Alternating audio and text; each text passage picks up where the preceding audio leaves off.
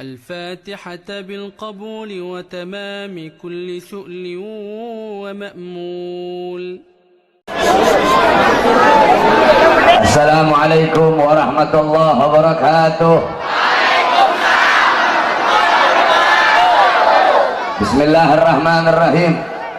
الحمد لله القوي سلطانه، الواضح البرهانه، المبسوط في الوجود كرمه وإحسانه. اللهم صل وسلم وبارك وكرم وعظم على مفتاح باب رحمة الله عدد ما في علم الله، صلاة وسلاما دائمين بدوام ملك الله، وعلى آله وصحبه عدد كل ذرة ألف مرة. أما بعد. Yang saya cintai, yang saya muliakan, para alim ulama, para kiai, para asatid, para tokoh masyarakat, para aparat pemerintah, yang saya cintai, yang saya muliakan, ketua panitia beserta seluruh panitia peringatan Isra wal Mi'raj Nabi besar Muhammad sallallahu alaihi wasallam, beserta seluruh hadirin hadirat, bapak-bapak, ibu-ibu, pemuda-pemudi umat baginda Nabi besar Muhammad yang selalu dimuliakan oleh Allah Subhanahu wa taala. Alhamdulillah, segala puji dan syukur kehadirat Allah Subhanahu wa taala. Dialah Allah Subhanahu wa taala yang maha besar dari segala sesuatu yang besar. Yang besar selain Allah kecil. Dialah Allah Subhanahu wa taala yang maha kaya dari segala sesuatu yang kaya. Yang kaya selain Allah miskin. Dialah Allah yang maha perkasa, yang maha kuat. Yang perkasa, yang kuat selain Allah lemah. Dialah Allah raja di atas para raja. Yang raja selain Allah hamba. Dialah Allah Subhanahu wa taala yang maha berkuasa selama-lamanya. Yang berkuasa selain Allah kadang berkuasa dan kadang tidak berkuasa. Dialah Allah yang maha tahu. Yang tahu selain Allah adalah pencari pengetahuan. Dialah Allah yang maha berilmu. Yang berilmu selain Allah adalah pencari ilmu. Dialah Allah yang maha hidup. Yang hidup selain Allah pasti akan mati. Yang ada selain Allah pasti akan tiada. Yang wujud selain Allah pasti akan binasa. Sedangkan hidupnya Allah, adanya Allah, wujudnya Allah selama-lamanya kekal abadi, tidak akan pernah musnah dan tidak akan pernah binasa. Dan dialah Allah yang dimana pada malam hari yang mulia ini, di tempat yang penuh dengan barakah ini, Allah Subhanahu wa taala mengumpulkan kita di majelis ilmu, di majelis zikir yang penuh dengan kemuliaan ini. Semoga duduknya kalian di sini Allah ampuni dosa-dosa kalian, dosa-dosa yang telah lalu, dosa-dosa yang akan datang, dosa-dosa yang tampak, dosa-dosa yang tidak tampak, dosa-dosa yang besar, dosa-dosa yang kecil. Sebab duduknya kalian di sini mendapatkan keberkahan, mendapatkan keutamaan daripada baginda Nabi besar Muhammad sallallahu alaihi wasallam. Saudara-saudara, beruntung kalian menjadi umat yang paling baik, menjadi umat yang paling mulia, menjadi umat yang paling agung, menjadi umat yang paling utama, yaitu umat baginda Nabi besar Muhammad sallallahu alaihi wasallam. Umat yang selalu dibanggakan oleh Nabi, umat yang pertama kali dibangkitkan dari dalam kubur, umat yang kelak di akhirat akan menjadi pemimpin dari seluruh umat-umat yang lain. Umat yang dimana qala Allah, innal jannah muharramatun alal umam qabla an tadkhuluha ummatuh. Sesungguhnya sorga diharamkan oleh Allah untuk dimasuki oleh umat manapun sebelum sorga dimasuki oleh umat Nabi Muhammad. Beruntung kalian menjadi umat Nabi Muhammad sallallahu alaihi wasallam. Para nabi-nabi, rasul-rasul terdahulu, beliau-beliau iri kepada kita sebagai umat Nabi Muhammad. Di dalam kitab Nasaihul Ibad, Al-Imam Ibnu Hajar Al-Asqalani dikatakan bahwasanya Nabi Allah Adam alaihissalam, Nabi Adam berkata, sungguh aku iri kepada umat Muhammad karena Allah memberikan kepada mereka 4 macam kemuliaan yang tidak pernah Allah berikan kepada aku, tetapi Allah berikan kepada mereka sebagai umat Muhammad. Yang pertama kata Nabi Adam alaihissalam, ketika aku berbuat salah, Allah lepaskan aku, Allah lepaskan pakaian yang ada di tubuhku. Aku berbuat salah dalam keadaan berpakaian, karena Allah murka, Allah lepaskan pakaianku. Sedangkan umat Muhammad, mereka berbuat dosa, mereka berbuat salah dalam keadaan telanjang, tapi tetap Allah berikan mereka pakaian. Saya berbuat salah dalam keadaan berpakaian, Allah lepaskan pakaian saya. Umat Muhammad kebalik, mereka berbuat dosa dalam keadaan telanjang, tapi tetap Allah berikan mereka pakaian. Ini tidak pernah Allah berikan kepada aku, tapi Allah berikan kepada umat Muhammad. Yang kedua kata Nabi Adam alaihissalam, ketika aku berbuat salah, Allah menerima taubatku ketika aku berada di kota Mekah saja. Aku bertobat di tempat-tempat yang lain, Allah tidak terima taubatku. Tapi ketika aku berada di kota Mekah, Allah langsung terima taubatku. Bagi umat Muhammad, mereka bertaubat tidak harus ke Mekah. Dimanapun mereka bertaubat, akan Allah terima taubat mereka. Sedangkan aku, hanya Allah terima taubatku ketika di kota Mekah. Umat Muhammad, dimanapun mereka berada, Allah akan terima taubat mereka. Yang ketiga kata Nabi Adam alaihissalam, ketika aku berbuat salah, Allah pisahkan aku dengan istriku Hawa selama ratusan tahun. Sedangkan bagi umat Muhammad, pagi, siang, sore, malam mereka berbuat dosa, mereka berbuat salah, tapi tidak Allah pisahkan mereka dengan anak dan istri mereka. Aku hanya satu kesalahan, Allah pisahkan aku dengan istriku selama ratusan tahun. Ini tidak pernah Allah berikan kepada aku, kata Nabi Adam. Yang keempat kata Nabi Adam, aku berbuat salah di sorga, karena Allah murka, Allah keluarkan aku ke dunia, Allah turunkan aku ke dunia. Umat Muhammad kebalik, mereka berbuat dosa di dunia, berbuat salah di dunia, tetapi kalau mereka meninggal husnul khatimah, Allah angkat, Allah masukkan mereka ke surga.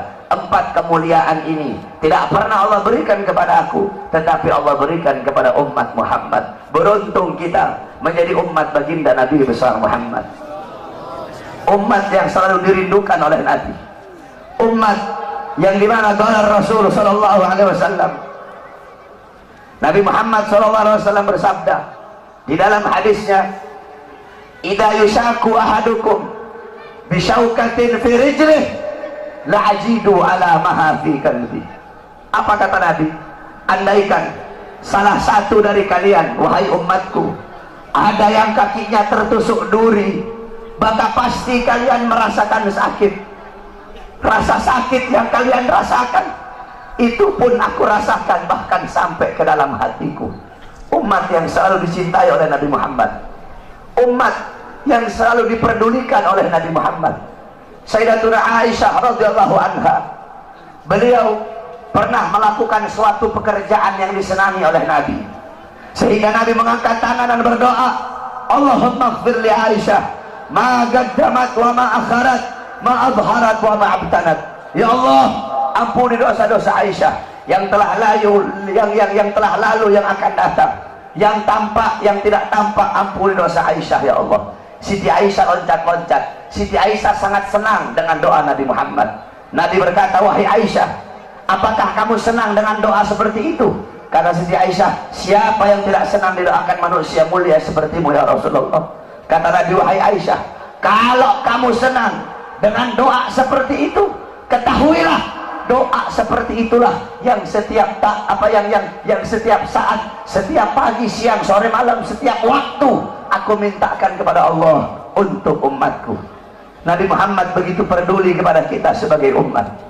Beruntung kalian menjadi umat yang dimana qala Sayyidina Ali karamallahu wajhah, inna Rasulullah fi akhir nafsi haragat syafataihi marratain falgaitu sam'i fasami'tuhu yaqul ummati ummati faqbilah Rasulullah.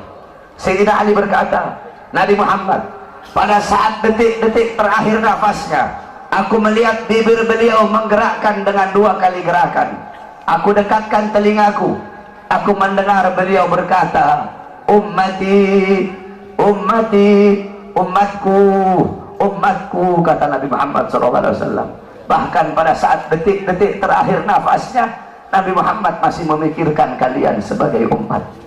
Ketika itu Nabi Muhammad terbaring sakit di kamar yang biasa beliau tiduri di rumah Sayyidatuna Aisyah radhiyallahu anha. Allah berkata kepada Jibril, wahai Jibril, turun kamu, sampaikan kepada Muhammad, aku berikan kepada dia dua pilihan. Apakah dia akan memilih aku atau dia memilih kehidupan dunia? Kalau dia memilih kehidupan dunia, akan aku panjangkan umurnya. Tapi kalau dia memilih aku, sampaikan kepadanya, pada hari ini akan datang ajalnya. Turun Jibril membawa firman tersebut.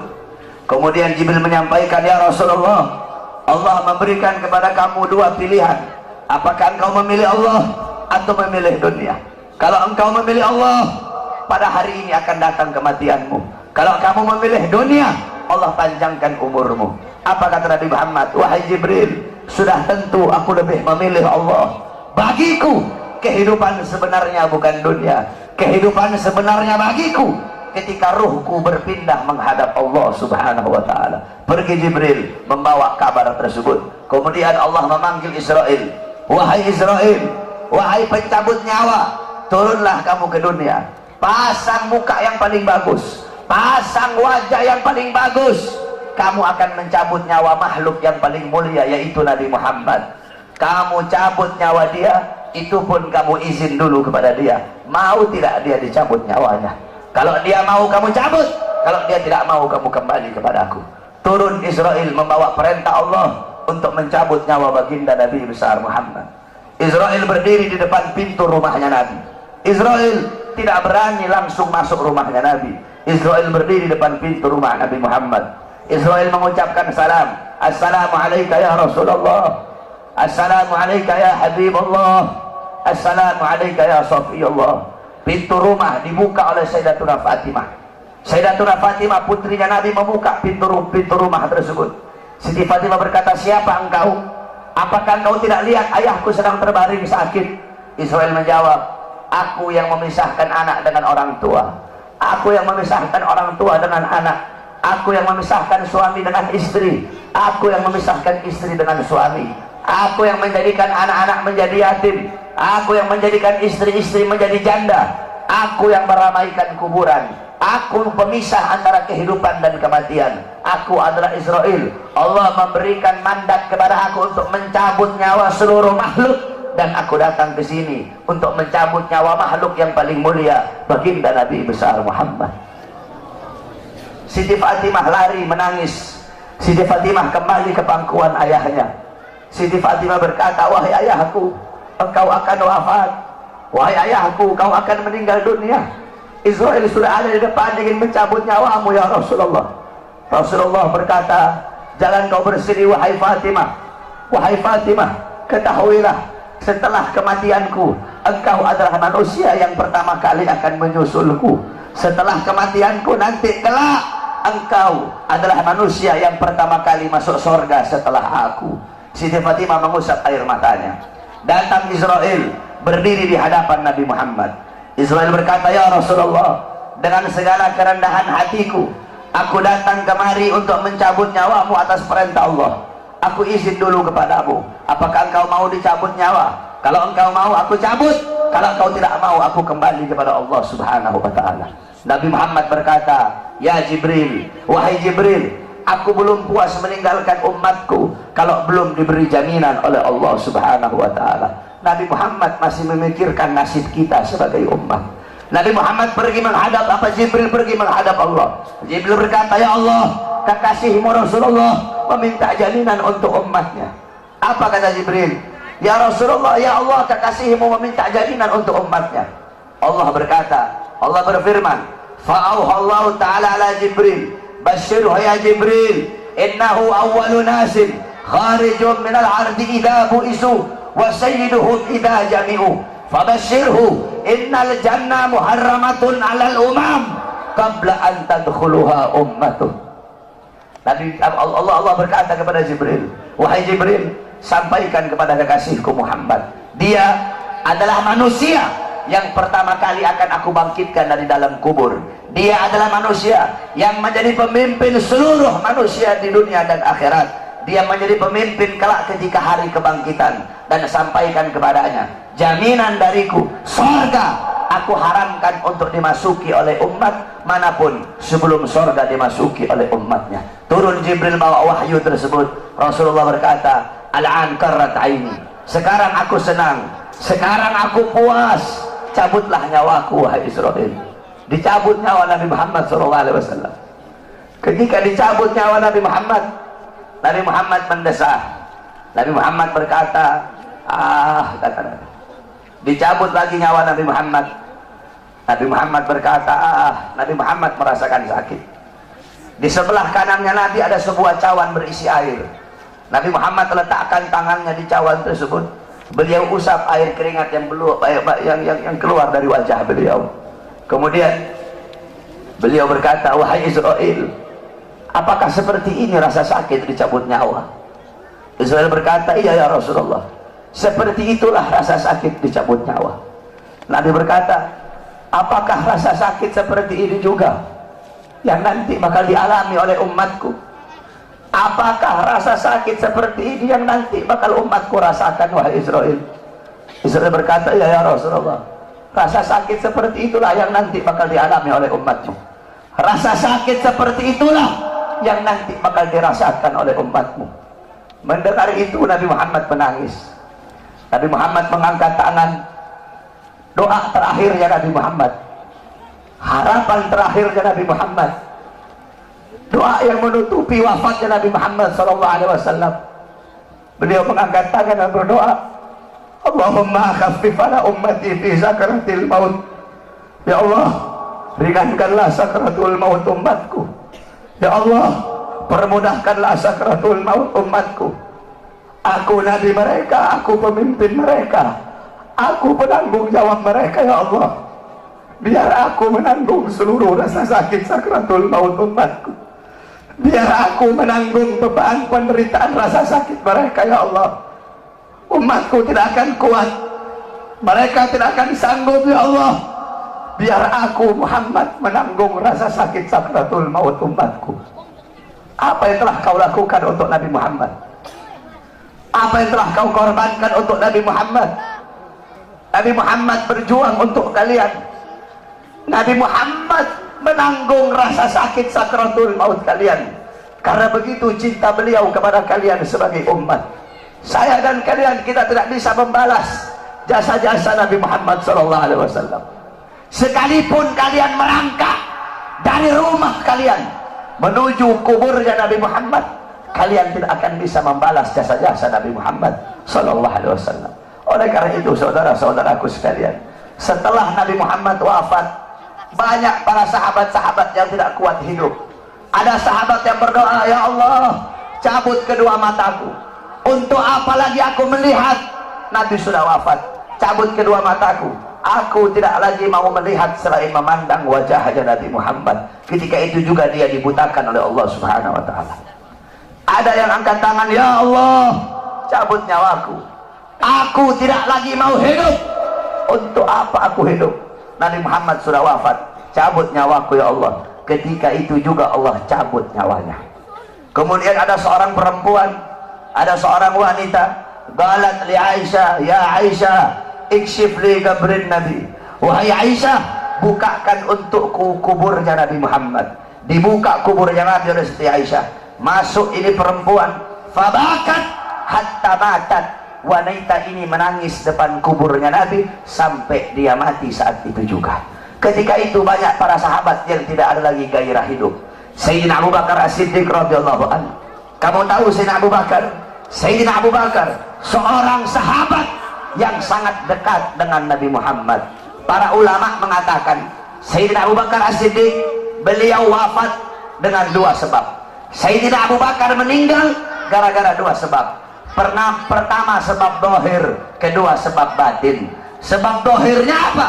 Karena beliau pernah dikasih makanan yang ada racunnya, dimakan oleh beliau. Racun itu lama-lama menggerogoti kesehatan beliau. Itu sebab dohir. Sebab batin beliau meninggal kenapa? sebab batin beliau meninggal karena terlalu merindukan baginda Nabi besar Muhammad SAW. Istri beliau berkata, setiap kali Abu Bakar bangun dari tidur, pasti bantalnya beliau basah. Basah dengan apa? Basah dengan air mata kerinduan kepada baginda Nabi besar Muhammad. Kamu tahu, setelah Nabi Muhammad wafat, Sayyidina Abu Bakar As-Siddiq duduk kayak begini. Beliau duduk di pojokan sambil begini, sambil beliau bilang, andaikan Rasulullah ada di sampingku, andaikan Rasulullah ada di sisiku, sungguh aku merindukan sosok baginda Nabi besar Muhammad. Bilal ibn Rabah, muazzinnya Nabi, setelah Nabi wafat, Bilal pergi pindah, nggak mau lagi beliau tinggal di Madinah. Kenapa? Tidak kuat teringat kenangan bersama baginda Nabi besar Muhammad. Selama 2 tahun Bilal pindah ke Syam. Kemudian selama 2 tahun beliau di sana, tiba-tiba mimpi Nabi Muhammad. Nabi Muhammad berkata, wahai Bilal, datang kau berziarahlah kepada aku. Datang Bilal selama 2 tahun. Bilal datang ziarah di kuburnya Nabi Muhammad. Ketika Bilal ziarah di kuburnya Nabi Muhammad sambil menangis, tiba-tiba datang Sayyidina Umar bin Khattab. Sayyidina Umar berkata, wahai Bilal, kami sudah lama tidak mendengar suara azanmu. Maukah engkau azan untuk kami, wahai Bilal? Bilal menolak, Bilal tidak mau. Datang Sayyidina Abu Bakar As-Siddiq, wahai Bilal, kami sudah lama tidak mendengar suara azanmu. Maukah kau azan untuk kami, wahai Bilal? Apa kata Bilal? Wahai Abu Bakar, apakah dulu kamu membebaskan aku karena Allah atau karena dirimu? Kalau dulu kamu membebaskan aku karena Allah, jangan kau paksa aku untuk azan. Tapi kalau kau membebaskan aku karena dirimu, aku akan azan untuk dirimu. Dulu setiap aku mengucapkan asyhadu anna Muhammadar Rasulullah, Nabi Muhammad selalu tersenyum kepada aku. Sekarang ketika aku mengucapkan itu, siapa yang akan tersenyum kepadaku? Jangan kau paksa aku untuk azan, wahai Abu Bakar. Tiba-tiba datang 2 orang pemuda. Pemuda yang pertama dari perut ke atas mirip Nabi Muhammad. Pemuda yang kedua dari perut ke bawah mirip Nabi Muhammad. Mereka adalah Sayyidina Hasan dan Sayyidina Husain, cucunya Nabi Muhammad SAW. Sayyidina Hasan dan Sayyidina Husain berkata, wahai Bilal, maukah kau azan untuk kami sebagaimana kau azan untuk datuk kami baginda Nabi besar Muhammad? Bilal menangis. Apa kata Bilal? Wahai cucu Rasulullah, kalau aku menolak permintaan kalian, kelak aku akan menghadap Nabi Muhammad, aku akan jawab apa ketika aku ditanya oleh Nabi Muhammad? Abu Bakar memerintahkan aku tidak mau. Umar memerintahkan aku tidak mau. Kalau kalian yang perintahkan, aku tidak bisa menolak. Karena kalau aku tolak, aku takut kelak di hadapan kakek kalian tidak bisa menjawab apa-apa. Aku takut tidak mendapatkan perhatian. Aku takut tidak mendapatkan syafaat dari kakek kalian. Naik Bilal di tempat yang biasa beliau azan. Bilal mengumandangkan azan. Allahu Akbar, Allahu Akbar, Allahu Akbar, Allahu Akbar. Kamu tahu, penduduk Madinah ketika itu gempar. Mereka berkata, hal bu'isar Rasul, apakah Nabi diutus lagi? Apakah Nabi Muhammad hidup lagi? Kok Bilal mau azan? Apakah Nabi hidup lagi? Kenapa Bilal azan? Mungkin Nabi Muhammad hidup lagi. Yang punya toko menutup tokonya, yang di pasar mereka keluar dari pasar. Bilal melanjutkan azannya. Asyhadu an la ilaha illallah, asyhadu an la ilaha illallah. Wanita-wanita yang dipingit keluar dari rumahnya masing-masing. Mereka meneriakkan, hal bu'isar Rasul, apakah Nabi diutus lagi? Apakah Nabi hidup lagi? Sehingga Bilal mau azan. Begitu mereka merindukan sosok Nabi Muhammad. Ketika mereka sampai di tempat Bilal azan, mereka tidak melihat sosoknya Nabi. Ketika itu Madinah tenggelam dalam lautan air mata. Itu kecintaan mereka para sahabat kepada Nabi, kerinduan mereka setelah wafatnya baginda Nabi besar Muhammad SAW. Oleh karena itu, saudara-saudaraku sekalian yang dimuliakan oleh Allah Subhanahu wa taala, cintai oleh kalian Nabi Muhammad, ikuti beliau, jadikan beliau sebagai uswah, sebagai qudwah, sebagai teladan dan pedoman kamu dalam kehidupan sehari-hari. Ikuti sunnah-sunnah beliau. Jadikan rumah tangganya kamu rumah tangga Nabi Muhammad. Jadikan kau punya rumah tangga Nabi Muhammad. Kamu tahu, banyak sekarang rumah tangga yang hancur, banyak sekarang rumah tangga yang berantakan. Kenapa? Karena rumah tangga itu tidak mengikuti rumah tangga baginda Nabi besar Muhammad. Rasulullah Shallallahu Alaihi Wasallam bersabda, baiti jannati. Nabi Muhammad berkata, rumahku adalah sorgaku. Rumahku adalah sorgaku. Bukan rumah yang mewah, bukan rumah yang megah, bukan rumah yang tingkat, bukan isi rumah itu perabotan-perabotan yang mahal, bukan suami yang kaya, bukan suami yang ganteng, bukan istri yang cantik, bukan anak-anak yang pintar dalam urusan dunia. Bukan itu baiti jannati. Baiti jannati, rumahku sorgaku, adalah suami yang taat kepada Allah, suami yang patuh kepada Allah, istri yang taat kepada Allah, istri yang patuh kepada Allah, anak-anak yang taat kepada Allah, anak-anak yang patuh kepada Allah. Rumah tangga yang dihidupkan dengan salat, rumah tangga yang dihidupkan dengan Al-Quran, rumah tangga yang dihidupkan dengan sunnah-sunnah Nabi. Ini adalah baiti jannati. Walaupun rumahnya dari kardus, walaupun tinggalnya di bawah jembatan, kalau suami, istri, anak-anak taat patuh tunduk kepada Allah, rumah tangga itu akan menjadi sorga. Rumah tangga itu, itulah rumah tangga baginda Nabi besar Muhammad Sallallahu Alaihi Wasallam. Sekarang ini banyak istri-istri durhaka ya. Istri-istri sekarang banyak yang durhaka. Kalian ibu-ibu sebagai seorang istri harus jadi istri yang soleha, harus jadi istri yang taat kepada Allah, jadi istri yang taat kepada suami, harus ikhlas menerima kekurangan suami sebelum ikhlas menerima kelebihan suami. Ini ibu-ibu sekarang ikhlasnya menerima kelebihan doang, kekurangan suaminya nggak mau diterima. Suami datang nggak bawa duit diteriakin sama ibu-ibu. Kalian sebagai seorang perempuan, ridho Allah kepada kalian berada dalam ridho suami kalian. Ibu-ibu, beda anak perempuan sama anak laki, itu beda. Kalau anak laki-laki dia nikah, dia bukan milik istrinya, dia tetap milik bapak dan ibunya.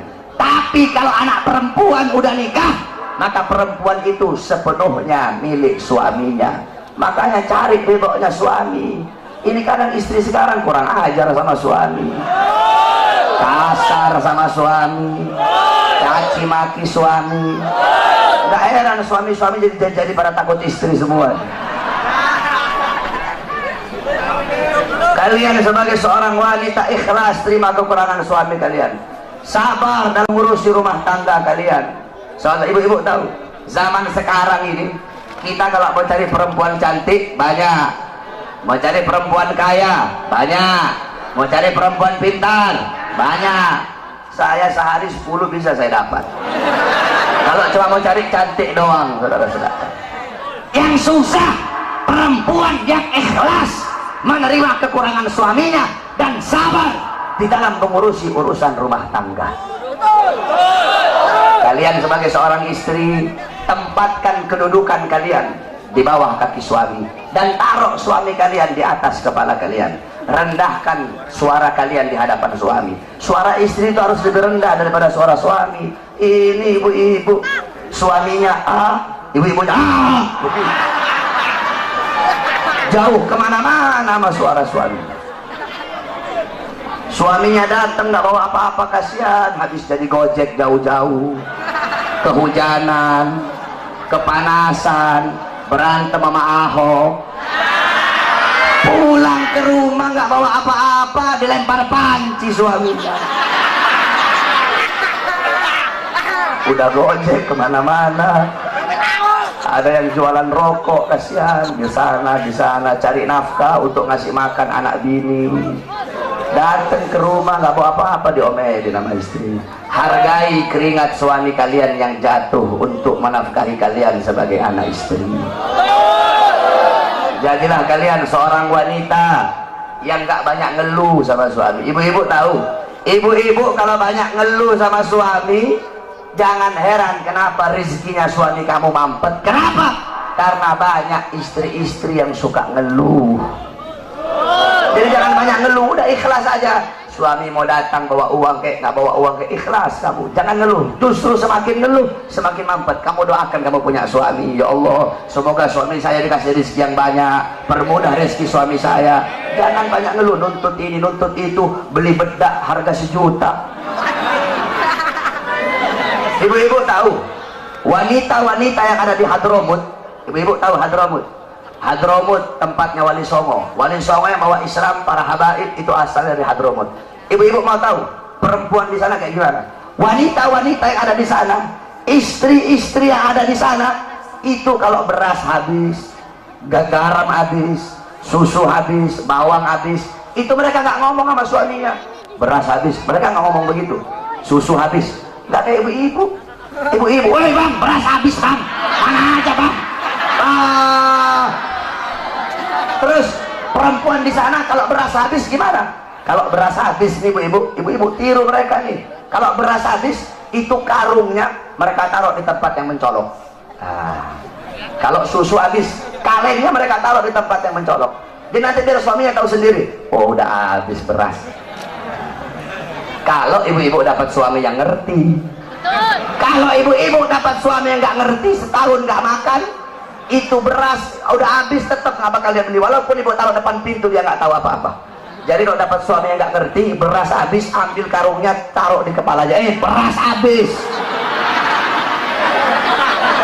Kalau suaminya ngerti, taruh tuh karung beras di depan. Jadi suaminya bangun tidur ucek-ucek mata, oh udah habis beras, dia mandi dia beli beras. Kalau ngerti, kalau nggak ngerti juga, ambil tuh karung, lagi tidur suaminya masukin dalam karung beras.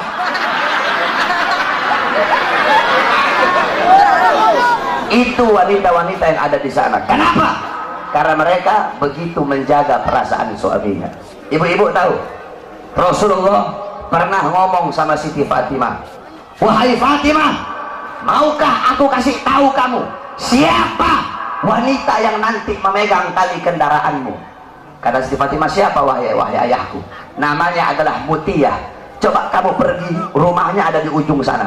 Kamu cari tahu apa amal yang dia lakukan sehingga nanti dia bakal masuk surga pegang tali kendaraan kamu. Amin. Pergi Siti Fatimah, bawa Sayyidina Hasan yang ketika itu masih kecil. Sayyidina Hasan masih kecil ketika itu, dibawa oleh Siti Fatimah, diketuk pintu rumah, assalamualaikum, nggak dibuka ibu-ibu. Dari dalam dijawab, waalaikumsalam. Man, siapa? Ana Fatimah binti Rasul, aku adalah Fatimah putrinya Rasulullah. Oh iya wahai Fatimah, kalau engkau sendiri silahkan masuk, tapi kalau engkau bersama laki-laki jangan masuk wahai Fatimah. Aku bersama laki-laki. Siapa? Anakku masih kecil. Oh maaf, kamu tidak boleh masuk. Tapi dia masih kecil, walaupun masih kecil, aku izin dulu kepada suamiku, besok nanti kamu balik lagi, saya izin dulu kepada suamiku. Lihat bagaimana Siti Mutia. Ibu-ibu sekarang, Pak RT, Pak RW datang ke rumah, Waalaikumsalam, suaminya ada nggak ada? Oh mari masuk Pak RT, mari masuk Pak RW. Mau kopi apa mau teh Pak RW? Gak boleh. Mau yang datang presiden kalau belum izin kepada suami gak boleh, haram. Boleh. Akhirnya apa? Besoknya datang. Nih ibu-ibu sabar ya, istri dulu nanti baru suami, sabar dulu. Nanti gantian. Kalau mereka yang saya ini, kamu teriak-teriak kayak mereka nanti ya. Akhirnya apa ibu-ibu? Akhirnya besok datang lagi Siti Fatimah bawa Sayyidina Husain. Ketika diketuk, assalamualaikum, waalaikumsalam. Man, Fatimah binti Rasul. Oh wahai Fatimah, kamu bersama siapa? Bersama Husain dan Hasan. Oh maaf, kalau Hasan udah dikasih izin, kalau Husain belum dikasih izin. Balik lagi besok, aku izin dulu kepada suamiku. Dia izin kepada suaminya, baru besoknya boleh masuk Siti Fatimah. Siti Fatimah lihat ini perempuan biasa-biasa aja, ahli ibadah bukan, ahli sholat bukan, ahli Quran bukan. Terus amal apa yang dia lakukan sehingga masuk surga? Nanti megang tali kendaraan Siti Fatimah. Padahal ini perempuan biasa-biasa saja. Tiba-tiba Siti Fatimah melihat ada 3 buah benda. Itu 3 buah benda sangat dikeramatkan, jadi sangat diagungkan sama Siti Mutia. 3 benda itu adalah cambuk, lap, sama gunting. Cambuk, lap, sama gunting. Siti Fatimah tanya, wahai Mutia, 3 buah benda ini untuk apa? Kok kayaknya kamu istimewakan ini 3 benda ini? Kata Siti Mutia, oh itu lap, ketika suamiku pulang cari nafkah, aku lapin seluruh keringatnya yang jatuh, aku lap. Karena keringat itulah yang jatuh untuk mencari nafkah, untuk menghidupi aku dan anak-anakku. Kira-kira ada istri di sini begitu? Tidak ada. Awas kamu sampai rumah dihantam sama istri kamu nanti. Ibu-ibu bisa begitu? Bisa nggak? pulang habis dari gojek terus digituin, bisa dilapin keringatnya, tapi jangan pakai lap, pakai keset.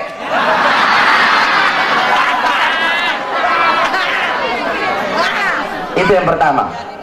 Kemudian kata Siti Fatimah, terus ini cambuk untuk apa? Siti Mutia jawab, cambuk ini ketika suamiku aku sediakan makan, suamiku makan, ketika habis makan aku kasih cambuk. Wahai suamiku, kalau makanan ini tidak enak, aku rela, aku ridho engkau cambuk agar jadi pelajaran bagiku, biar besok bisa masak lebih enak lagi. Kamu lihat itu, ada ibu-ibu sini begitu. Istri kamu masak, kamu protes, mah keasinan mah, masak aja sendiri. Begitu ya, protes mulu. Masak istri sono, udah uang belanja kurang, banyak protes.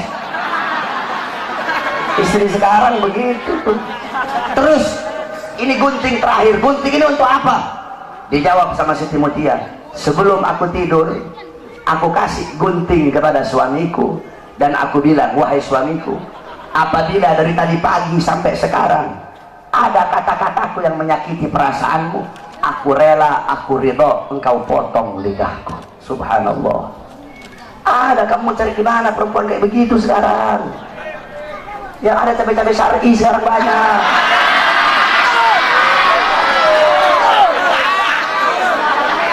Istri kalian kira-kira kayak gitu nggak?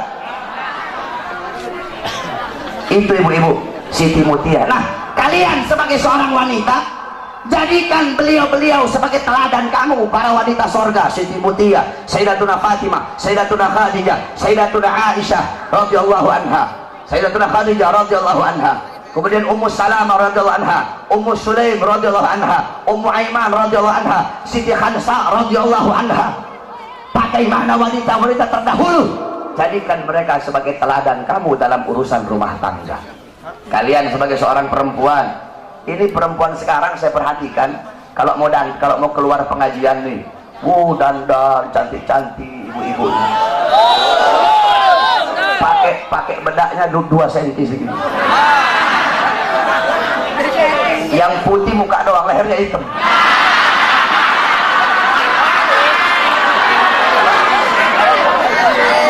Kalau mau ke pengajian, dandan cantik-cantik. Mau pergi ke pasar, dandan cantik-cantik. Kalian sebagai seorang istri mempertontonkan kecantikan kalian untuk orang lain. Kalau mau keluar dandan cakep, acara Habib dandan cantik-cantik. Di dalam rumah mukanya kayak setan depan suami. Kalau kalian mau keluar, pakai wangi-wangian, biar orang tertarik kepada kalian. Dalam rumah mau curut. Ini istri sekarang begitu tuh. Betul. Tidak boleh ibu-ibu. Dandan kalian untuk suami kalian. Ibu-ibu tahu, perempuan-perempuan dulu itu mereka sampai mau tidur itu dandan. Biar kenapa? Biar bangun tidur cakep, rapi, suaminya lihat. Ini suaminya bangun tidur melihat istrinya tidur, Allah udah kayak gerantong begitu, rambutnya berantakan, kelihatan jeleknya. Oleh karena itu dandan kalian untuk suami kalian. Pertontonkan, percantikkan diri kalian itu di hadapan suami, bukan untuk orang lain. Jadikan beliau-beliau sebagai teladan kamu. Kemudian kalian sebagai seorang istri, kalian adalah muallimah, muaddibah, mudarrisah, pendidik, pengajar pertama bagi putra putri kalian. Bagus atau buruknya seorang anak tergantung daripada ibunya. Kenapa? Makanya Allah bilang di Al-Quran, hirsul lakum, perempuan-perempuan kalian adalah ladang bagi kalian. Kalian para laki-laki yang bercocok tanam, istri-istri kalian adalah ladang. Kalau kalian bercocok tanam di ladang yang baik, hasilnya bakal baik. Kalau kalian bercocok tanam di ladang yang kering kerontang, maka hasilnya bakal rusak. Nah, bejat atau tidaknya anak-anak kalian tergantung daripada istri-istri kalian. Oleh karena itu, seorang ibu, seorang istri harus bisa menjadi ibu yang baik bagi anak-anaknya. Ibu-ibu tahu, dulu di Hadramut, Al-Habib Ahmad bin Hasan Al-Abbas, beliau bilang, saya pernah menemukan catatan tangan seorang wanita dari Qabilah Al-Amudi. Itu wanita tulis dengan tangannya syarah kitab Minhaj Al-Imam Subki. Itu ada 6 jilid. Itu wanita tulis pakai tangannya, ada 6 jilid. Di akhir tulisan wanita itu bilang, tolong dikasih uzur, tolong kasih maaf kalau ada kata-kata yang salah dalam penulisan ini, karena aku menulis ini kitab dalam keadaan menyusui anak-anakku. Subhanallah. Coba kamu bayangkan, itu perempuan nulis kitab, nyusuin anaknya sambil ngarang kitab, sambil nulis kitab. Gak heran orang-orang di sana besar anak-anaknya ngarang kitab. Kenapa? Karena masih kecil ibunya nyusuin sambil bikin kitab. Ibu-ibu sekarang nyusuin anak sambil dengar dangdut. Akhirnya anaknya besar jadi tukang dangdut anak kamu. Perhatikan, kau punya anak-anak, jadilah kalian ibu yang baik bagi anak-anak kalian. Nah, terus kalian sebagai suami, kalian ngarep, Beb, saya pengen punya istri seperti Siti Khadijah, Beb, saya pengen punya istri seperti Siti Aisyah, Beb, saya pengen punya istri seperti Siti Mutia. Kamu suami pengen punya istri seperti Siti Khadijah, maka kamu harus bisa menjadi sosok Nabi Muhammad. Kamu pengen punya istri seperti Siti Fatimah, maka kamu harus bisa menjadi sosok Sayyidina Ali. Pengen punya istri kayak Siti Khadijah, kelakuan kamu kayak Fir'aun. Bagaimana kamu mau dapat istri kayak Siti Khadijah? Kelakuan kamu kayak binatang, kelakuan kamu kayak Fir'aun, kelakuan kamu kayak setan sebagai suami. Terus kamu ngarep punya istri seperti Siti Khadijah. Mereka para istri adalah makmum, kalian adalah seorang imam. Baik buruknya istri tergantung dari kalian sebagai seorang imam. Ya ibu-ibu ya. Jadi bagus rusaknya anak tergantung dari seorang istri. Bagus rusaknya istri tergantung dari seorang suami. Makanya kalian didik istri-istri kalian. Kenapa saya ngomong istri-istri? Sebab dalam Islam boleh 2, 3, 4. Makanya saya ngomong istri-istri. Jangan mengharamkan sesuatu yang dihalalkan oleh Allah Subhanahu wa taala. Nah, terus apa namanya tadi? Jadilah kalian seorang suami yang memberi makan anak istri kalian dengan makanan yang halal, makanan yang baik, nafkah yang halal, nafkah yang baik. Jangan asal-asalan kalau ngasih makan anak istri itu. Jangan kasih makan anak istri kalian dari barang haram, dari nafkah yang haram, dari hasil nipu orang, dari hasil judi, dari hasil mencuri, dari hasil riba. Akhirnya tidak ada berkah bagi anak dan istri kalian. Jangan heran kenapa istri kalian melotot di hadapan kalian, kenapa istri kalian membantah perintah kalian, kenapa istri kalian caci maki kalian, kenapa anak-anak kalian jauh dari Allah, anak-anak kalian jauh dari agama. Karena kalian sebagai seorang suami memasukkan nafkah yang haram di dalam tubuh anak dan istri kalian. Kamu tahu, dolar Rasul, inna fil jasadi mudghatan, idza saluhat saluhal jasadu kulluh, wa idza fasadat fasadal jasadu kulluh, ala wahyal kalam. Di dalam diri manusia ada segumpal daging. Kalau daging itu baik, baik seluruh anggota tubuh. Kalau daging itu rusak, maka rusak seluruh anggota tubuh. Ingat, daging itu adalah hati. Kalau hati itu tumbuh dari makanan, kalau kamu kasih makan anak istri kamu dari makanan yang baik, maka anak istri kamu akan jadi anak istri yang baik.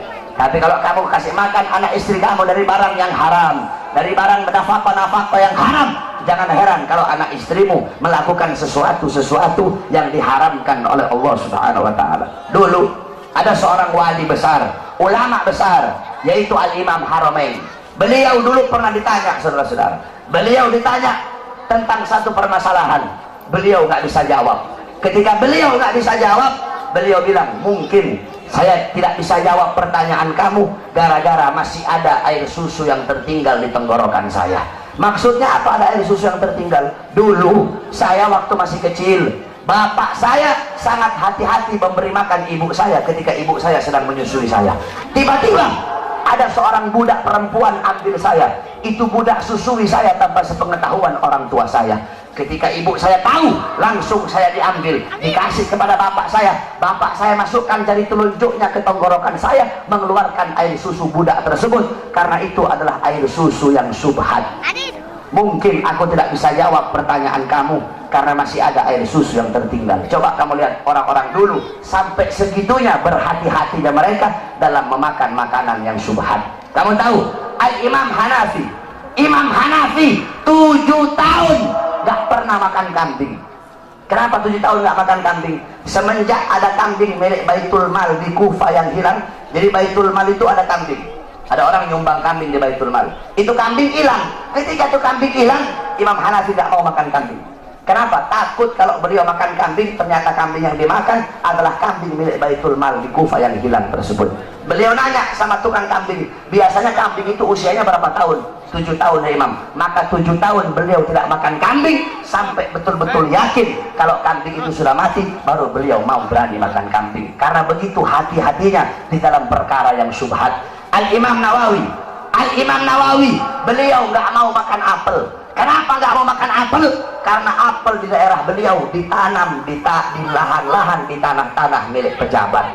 Kemudian Al-Imam Syairazi yang ngarang kitab Muhaddab, beliau tidak mau makan sayuran yang berasal dari Damaskus. Kenapa? Karena sayuran yang berasal dari Damaskus itu ditanam di tanah-tanah milik pejabat, makanan syubhat. Mereka menjaga. Kenapa? Karena kalau hati udah masuk makanan haram, hati tumbuh dari makanan yang syubhat, tumbuh dari makanan yang haram, maka hati itu akan mendorong seluruh bagian tubuh untuk melakukan hal-hal yang diharamkan oleh Allah. Oleh karena itu, wasiat saya bagi kalian para suami, beri makan anak istri kalian dari sesuatu yang halal, rizki yang halal, nafkah yang halal. Itulah baiti jannati, itulah rumahku sorgaku. Jadi ingat, rumahku sorgaku bukan rumah yang mewah, bukan rumah yang megah, bukan suami yang cantik, bukan suami yang kaya, bukan istri yang cantik, bukan anak-anak yang pintar dalam urusan dunia.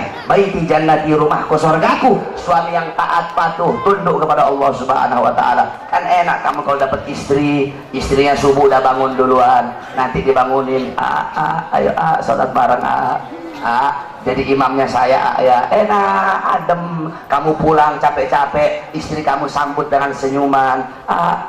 Bang Koid, mau kopi atau mau teh Bang Koid? Kan enak. Bang Entis mau kopi atau mau teh Bang Entis? Bang Entis bilang, mau nikah lagi Neng. Itu kopi masih panas dilempar ke mukanya Entis. Entis keok. Takut istri begini mau kawin lagi ya. Mudah-mudahan rumah tangga semua jamaah yang ada di sini jadi rumah tangga sakinah, mawaddah, warahmah. Rumah tangganya Nabi Muhammad SAW, amin. Rumah tangganya jadi rumah tangga Nabi Muhammad.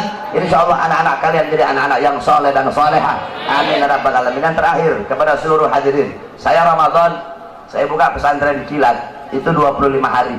Kalau ada anak-anak mau masuk gratis, nggak bayar, cuma bayar kitab-kitabnya saja. Itu selama 25 hari harus menghatamkan 25 kitab. Tidak ada 25 kitab, itu harus dihatamin semua. Fikihnya ada kitab Risalatul Jami'ah, Tadkiratus Sadida, kemudian hadis, Arba'in Nawawi dan lain-lainnya, kemudian pelajaran Shorof, Amthalatul Tasrif, Kailani, kitab-kitabnya, kemudian Nahwu, Jurumiyah, Mabadi, kemudian tajwidnya Hidayatus Sibyan, kemudian Al-Quran, kemudian Muhawarah, kemudian Mu'adzarah dan lain seluruh pelajaran. Itu ada 20 pelajaran, 20 kitab harus dikhatamkan. Jadi kalau ada anak-anak sini yang mau masuk pesantren kilat, betul selama 25 hari nggak boleh pulang. Jadi ngajinya itu habis tarawih nanti saya ngajar, habis tarawih saya ngajar sampai jam 10. Jam 10 gantian Habib Muhammad ngajar sampai jam 12. Jam 12 saya ngajar sampai pagi. Sampai pagi tuh. Nah, nanti habis sholat subuh Habib ada habaib lagi yang ngajar sampai jam 9. Nah, jam 9 istirahat. Bangun duhur. Habis sholat duhur saya ngajar sampai asar. Habis asar saya ngajar lagi sampai terawih, begitu terus setiap hari biar hatam 20 kitab itu. Jadi kalau ada yang masuk silahkan, gratis, nggak bayar, saya tanggung semua makannya yang ada di sana. Insya Allah saudara-saudara semuanya yang hadir di sini, Allah Subhanahu Wa Taala jadikan hamba-hamba yang baik, hamba-hamba yang taat, hamba-hamba yang patuh, hamba-hamba yang tunduk kepada Allah Subhanahu Wa Taala. Tadi semuanya yang turun aksi 55, insya Allah Allah jadi saksi atas perjuangan kalian semua. Insya Allah SWT berikan kemenangan kepada kita umat Islam. Saudara-saudara sekalian, ingat, kemenangan pasti akan menang.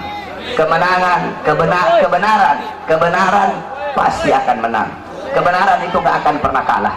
Kita memperjuangkan kebenaran, kita pasti menang, saudara-saudara. Kita berdoa, semoga Allah berikan kekuatan kepada majelis hakim untuk bisa menvonis Ahok dengan seberat-beratnya. Sehingga apa? Sehingga kalau Ahok nanti nggak ditahan, besok bakal lahir Ahok-Ahok yang lain. Kalau Ahok nggak ditahan, besok bakal lahir penista-penista agama yang lain. Jadi hakim harus tegas. Hakim itu harus bisa ngasih keputusan yang adil, keputusan yang bisa memuaskan seluruh masyarakat dan umat Islam yang ada di Indonesia. Saya malas mau bahas Ahok, belum tidur saya dari tadi pagi, nggak mau keras-keras saya. Nanti deh di acara yang satunya deh. Apalagi Ahok udah keok, udah kalah Ahok. Tinggal nunggu masuk bui aja lu Ahok. Kok bentar lagi masuk bui kok. Kebenaran pasti akan menang, saudara-saudara. Kebenaran tidak bisa dikalahkan dengan kebatilan. Kebenaran milik Allah, dan Allah pasti akan memenangkan yang berjalan di jalan kebenaran. Makanya kita dukung terus hakim. Udah cukup jaksanya yang goblok, hakim dan ikut-ikutan goblok. Kalian hukum, kalian para penegak hukum, kalian para penegak hukum, hukum harusnya tajam di atas, tajam di bawah, bukan tumpul di atas dan tajam di bawah. Tegakkan kebenaran, tegakkan keadilan kepada siapapun, yang benar-benar, yang salah-salah. Ini para penegak hukum, Pak Polisi, hakim, jaksa, congornya kan suka ngomong, ini negara hukum ini. FPI jangan anarkis, FPI ini negara hukum, jangan main hakim sendiri ya, negara hukum ini. Congor kalian ngomong negara hukum, tapi justru kalian yang mengkhianati dan menodai hukum itu sendiri. Cukup sudah, kami demo berkali-kali. Insya Allah demo tadi kita itu, insya Allah Allah lihat dan Allah berikan kekuatan kepada hakim. Kita masih percayakan, tadi demo damai, kita masih percayakan kepada hakim. Untung tadi saya nggak orasi. Kalau saya orasi tadi bahaya, kalau saya pegang mic. Makanya jangan sampai deh saya orasi. Kalau saya udah orasi, udah nggak ada kata lain, serbu, nggak boleh. Kita harus tunggu komando dari Al-Imam Al-Habib Rizik bin Hussein Syam. Makanya saya nggak mau orasi, nggak mau pegang mic, takut saya. Kalau udah pegang mic, ngeliat polisi, oh, serbu, begitu.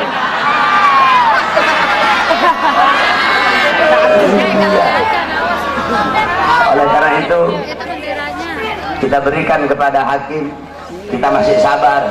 Makanya hakim, kalian harus adil, tegakkan kebenaran.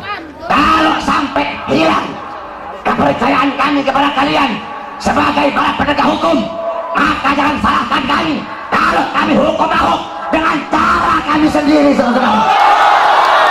Kami para pemuda-pemudi akan cari Ahok sampai ke lubang sebut, kami bantai dia kalau sampai bebas, saudara. Musuh kita bukan polisi, musuh kita bukan tentara, musuh kita bukan presiden, musuh kita bukan Cina, musuh kita bukan Kristen, musuh kita bukan Buddha, musuh kita bukan Hindu, musuh kita Ahok, penista agama, Ahok, penista Quran, itu musuh kita. Maka siapapun yang melindungi Ahok, siapapun yang membela Ahok, maka dia menjadi musuh kita, saudara. Kalau polisi melindungi Ahok, polisi jadi musuh kita. Kalau tentara melindungi Ahok, tentara jadi musuh kita. Presiden melindungi Ahok, presiden pembela Ahok. Ya emang sih, orang adeknya.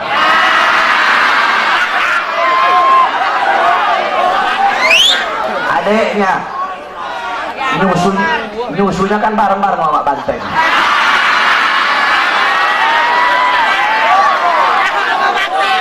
Saudara sesusuan, dua-duanya muka polos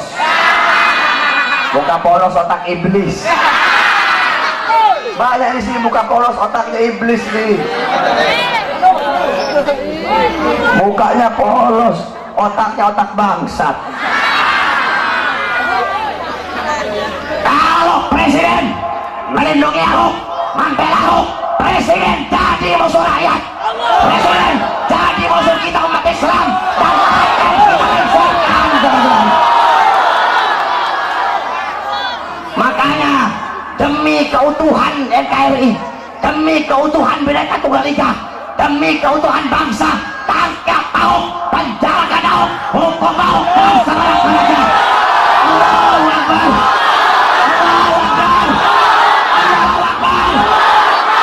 Kita umat Islam tidak cari musuh, tapi kalau musuh datang haram bagi kita untuk lari.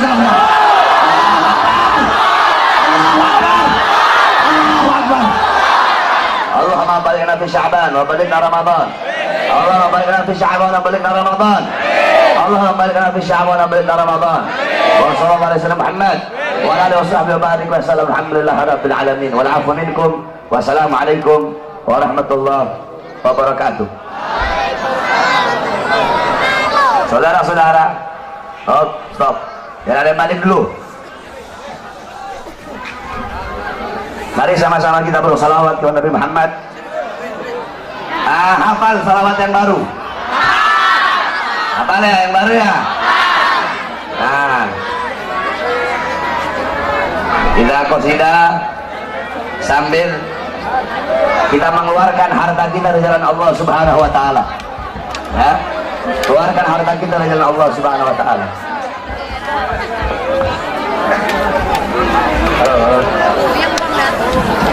Prajurit pembela Rasulullah, bangkitlah untuk agama, bangkitlah untuk negara, satukan hati, satukan jiwa. Musuh di depan mata, lawan dia sampai berdarah untuk agama dan negara. Tercinta kematian murah harganya. Maju ayo terus maju, habisi pengkhianat bangsa. Kami berjanji demi Allah, rela binasa demi agama. Wahai prajurit pembela Rasulullah, berjuanglah tanpa lelah. Walau harus merangkak dengan mata, takkan mundur walau satu langkah. Takkan mundur walau satu langkah. Wahai para pemudi-pemuda, kibarkan panggilan Mustafa, serahkan jiwa untuk agama, mencari syahid di jalan Allah. Maju pantang menyerah, walau bergelimangan darah, berdarah, jadi saksi Allah. Mati syahid adalah hari raya. Maju ayo terus maju, habisi pengkhianat bangsa. Kami berjanji demi Allah, rela binasa demi agama. Wahai prajurit pembela Rasulullah, berjuanglah tanpa lelah. Walau harus merangkak dengan mata, takkan mundur walau satu langkah. Takkan mundur walau satu langkah. Wahai para pejuang agama, bangkitlah. Wahai para singa-singa Allah, bangunlah. Mau sesudah di depan mata, lawanlah kejayaan menanti kita, kejayaan menanti kita, kejayaan menanti kita. Rebutlah maju, ayo maju, ayo terus maju. Habisi pengkhianat bangsa, kami berjanji demi Allah, rela binasa demi agama. Wahai prajurit pembela Rasulullah, berjuanglah tanpa lelah. Walau harus merentak dengan mata, takkan mundur walau satu langkah, takkan mundur. Allahu Akbar, Allahu Akbar. Semoga Allah berikan panjang umur kepada guru kita Al-Habib Rizik bin Husain bin Syihab. Semoga Allah panjangkan umur beliau. Semoga beliau pulang dari umrah ke Indonesia dalam keadaan selamat.